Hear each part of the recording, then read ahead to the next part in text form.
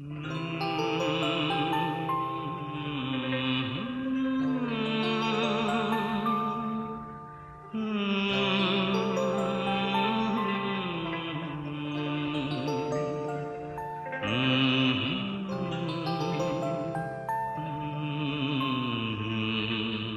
ุปมาវិញខ្ញុំនិយាយពីតម្លៃរបស់ជីវិតដើម្បីឲ្យបងប្អូនដឹងថាតើជីវិតកើតទៅលើផែនដីបងប្អូនមានបេសកកម្មអីបើអត់មានជីវិតណាបងប្អូនអត់មានបញ្ហាអីទាំងអស់ពីណាក៏ទទួលស្គាល់ដែរអត់មានជីវិតអត់បញ្ហាកើតមានជីវិតភ្លាមមានបញ្ហាប៉ុន្តែកើតមានជីវិតមានបញ្ហាបុគ្គលណាដែលអាចដោះស្រាយបញ្ហាផ្ទាល់ខ្លួនបានចាត់ទុកជាបុគ្គលរួចខ្លួន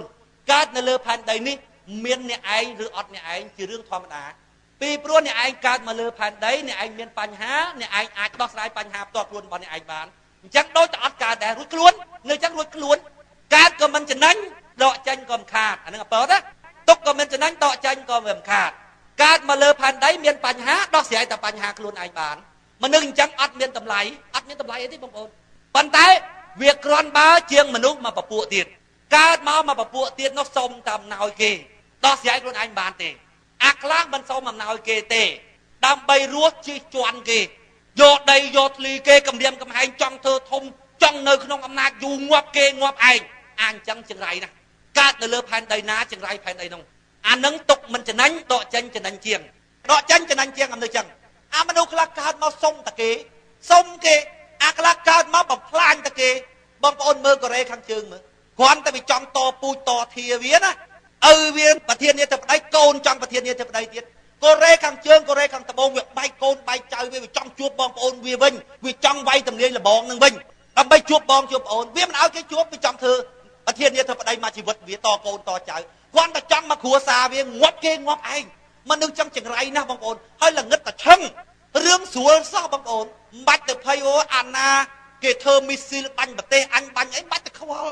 យកមាសតែ4-10គីឡូទៅដេកស៊ីនឹងមលុបណាមួយទៅធ្វើផ្ទះធ្វើខ្ទមដាក់ម៉ាស៊ីនត្រជាក់ស្រួលប្រពុតលោកប្រាប់ថាម៉េចទេណាត់ថេសន្តិប្រាំងសុខខាងគ្មានសេចក្តីសុខណាធំជាងសេចក្តីស្ងប់ទេតែសុខចិត្តហើយទៅស្រួលអានោះវាមិនសុខចិត្តវាមិនសុខទេមានប៉ុណ្ណឹងហើយវាមិនសុខចុះបើយើងសុខយកមាសតែ4-10គីឡូមកដេកស៊ីធ្វើវិឡាទៅល្មមឲ្យគេទៅគេជួបបងជួបប្អូនគេទៅប៉ុន្តែមកហើយលោកអើយលោកអត់មានពីណាទៅបំភ្លឺបានទេល្ងឹតតែឆឹងហ្មងមនុស្សអញ្ចឹងទុកមិនចំណេញដកចេញចំណេញជាងពីរប្រភេទណាអាមួយកើតមកហើយដោះស្រាយបញ្ហាខ្លួនឯងបានទុកមិនចំណេញដកចេញកុំខាតអានឹងមួយដើមដល់ពេលកើតមកបំផ្លាញគេចង្រៃដល់គេទុកមិនចំណេញដកចេញចំណេញជាងដល់មកក្តោបទៀតកើតមកហើយដោះស្រាយបញ្ហាខ្លួនឯងបានហើយចែករំលែកសេចក្តីសុខជាមួយនឹងអ្នកដទៃបានទៀតចាប់រាប់ពីគ្រួសាររបស់ខ្លួនឯងទៅកូនណាដែលកើតមកហើយចេះជួយបងជួយប្អូនវាដូចចាស់គាត់និយាយថាសប្ថ្ងៃអញក៏មកបានកូនមួយហ្នឹងណែអាកូនអញ្ចឹងកើតមកច្រើនទីមកហើយបើវាឈានផុតពីគ្រួសាររបស់វា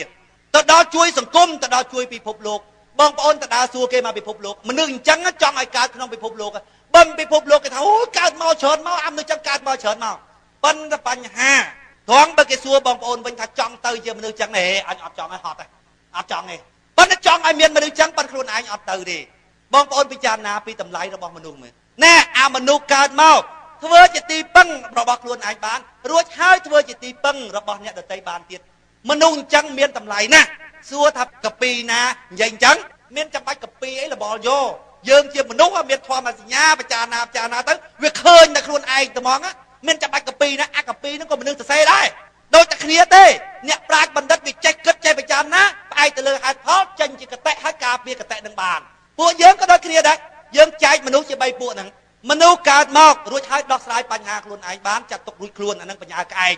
គ្មានបានការអីទាំងអស់ដល់ពេលមនុស្សកើតមកមានបញ្ហាដល់គេ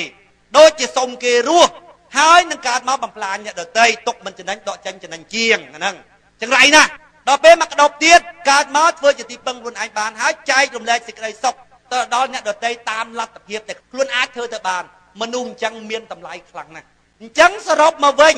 បងសួរថាតើបុគ្គលណាជាបុគ្គលដែលគួរឲ្យបូជាព្រះពុទ្ធគាត់នៅសម្ដែងថាបូជាបុគ្គលដែលគួរឲ្យបូជាមង្គលដ៏ដំប៉ុន្តែព្រះពុទ្ធលោកអត់មានសម្ដែងថាបុគ្គលប្រភេទណាគួរឲ្យបូជាទេយើងគិតខ្លួនឯងបូជាបុគ្គលដែលគួរបូជាមង្គលដ៏ដំប៉ុន្តែបុគ្គលប្រភេទណាជាបុគ្គលគួរឲ្យបូជាព្រះពុទ្ធអត់សម្ដែងទេអ្នកធម៌សប្ងៃ គេថាណែបូជាប្រសងណាដែលដេកកថឹងនៅវត្តឯណែណែបូជាលោកគ្រូធម្មចារដែលនាំគេទៅបំផ្លាញលុយនៅឥណ្ឌានោះរាល់ថ្ងៃល្ងឹតតែឈឹងអានឹងបានសេចក្តីសុខជាមង្គលដល់ដំបងប្អូនឃើញបូជាកាន់តែច្រើនទៅបងប្អូនកាន់តែក្រលហាមែនឃើញហើយតម្លៃរបស់មនុស្សគឺមនុស្សដែលរស់នៅធ្វើជាទីពឹងខ្លួនឯងបានរួចហើយធ្វើជាទីពឹងដល់អ្នកដទៃបានទៀតបុគ្គលប្រភេទនឹងហើយគឺជាបុគ្គលដែលគួរឲ្យបូជាជាងគេ